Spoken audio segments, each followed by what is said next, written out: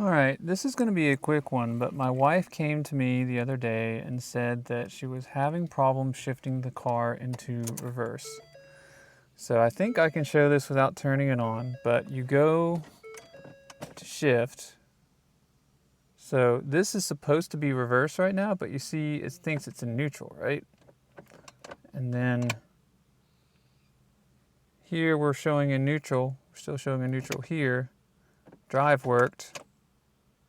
But you see I'm supposed to be in neutral. I'm not here. And now I'm in neutral, but his shows I'm in reverse. So now I got it in reverse, right? Reverse, reverse. So what we're seeing is that when we're moving our shifter, the car's MLPS, or its shift position sensor, basically is not lining up with what the shifter is saying. And based on that, I made a diagnosis that there is a bushing that has probably worn out in the shift linkage.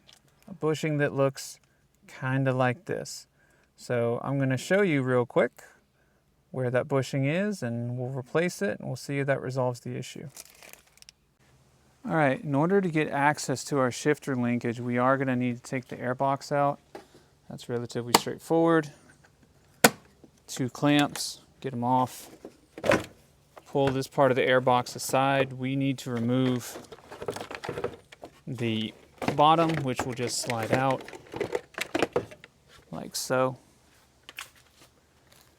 All right, with the airbox out of the way, you'll notice, see that little guy sitting on a pin? This arm is the transmission shifter arm. And that is the linkage that comes from your shifter in the car to actually change the gears on the transmission. And you'll notice that there is supposed to be a bushing right there. And that bushing is basically gone. I think there's a little sliver of it. I'll zoom in. Yeah, there's a little tiny sliver of it left right here, I think. Or that might just be metal. I'll have to take a pick on it. But that's it. It is completely gone. And that bushing is what keeps everything firm so that when you shift, everything shifts appropriately. So we're going to replace that bushing, and then we're going to put the arm back on and see what we get. Okay, I apologize in advance. I'm going to have to do this one-handed. This bushing is just a generic bushing that I picked up. I think it's a clone of the dealer's bushing that I picked up on Amazon. So, I'm just going to get it, start trying to force it in position, like so. And then we're going to need to try to move the shift arm to where we can get it to line up with this shift lever, the shift pawl. And what I'm going to do is I'm actually going to move the shifter a couple of slots so that I can bring this back a hair. I think just one slot, because I can't move that back any further to get them to line up, and then we'll see what that does. Unfortunately, I'm kind of in a hurry at this point, but my bushing was not the right size. I had to take a Dremel tool and shave it down until the diameter would fit in here. But now you can see there's a bushing there. It fits here, and this is not wiggling around like it did.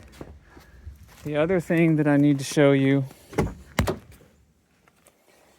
is, in order for me to move the shifter where I needed to move it, I had to take the center console out because there is no interlock button. Thank you, Ford.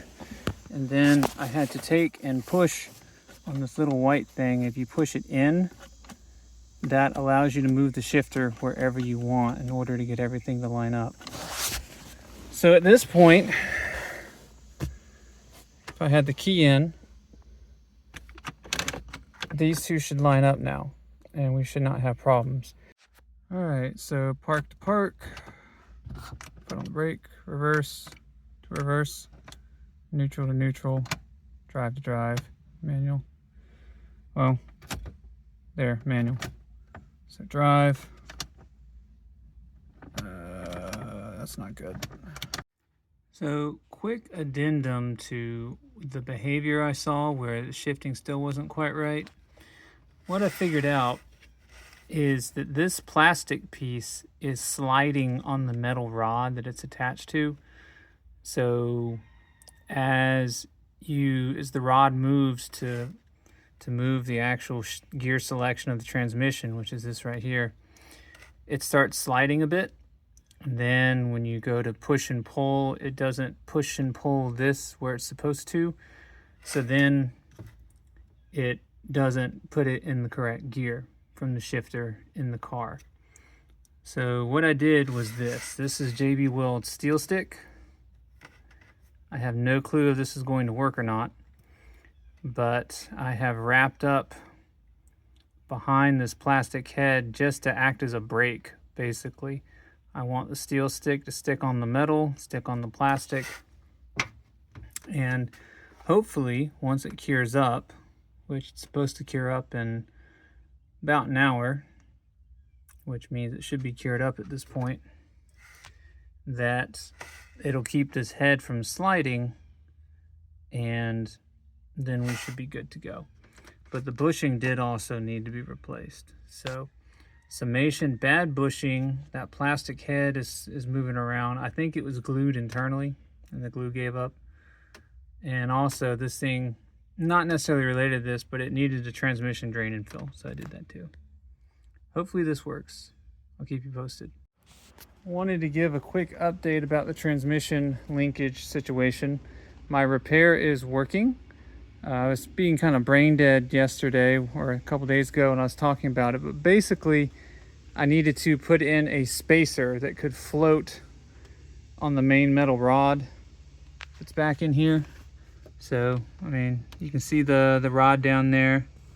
And what I found is basically my JB Weld repair, about most of it fell off, got squished off when I was shifting, but enough of it has stayed to act as a spacer. So now it works fine. I don't know how long that's going to stay, but if it does fall off again, I'm just going to cut me a piece of PVC pipe that's small enough to fit around that rod, cut a slot in it, shove it on there, seal up that slot somehow, and that's all we need to do. However, for the meantime, this is a successful repair. Transmission is shifting as it's ought, nice and crisp. Wife is happy. I'm happy. What you see here is the oil minder went off, so I just did an oil change, but good repair.